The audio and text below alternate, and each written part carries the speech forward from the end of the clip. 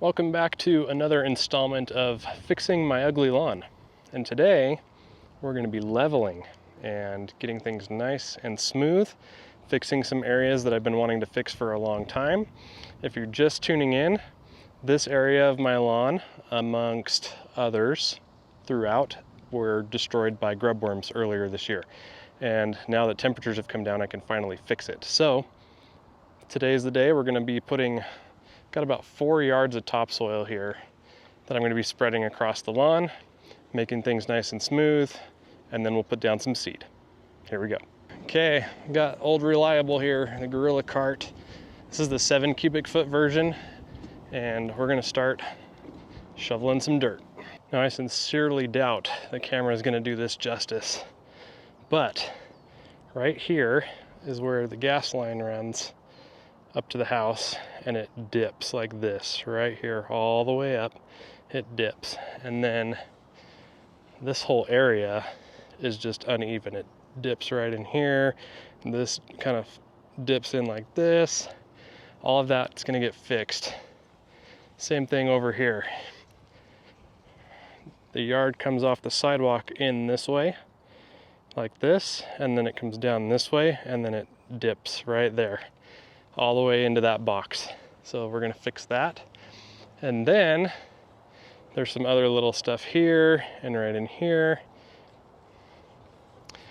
We're going to try and fix all of that. So hopefully this is the part of the project where I question if I got enough dirt or not. So there's 4 yards here, and my kids are sad to see their new dirt ramp, their bike jump, go away, but we've got work to do. So let's move some dirt.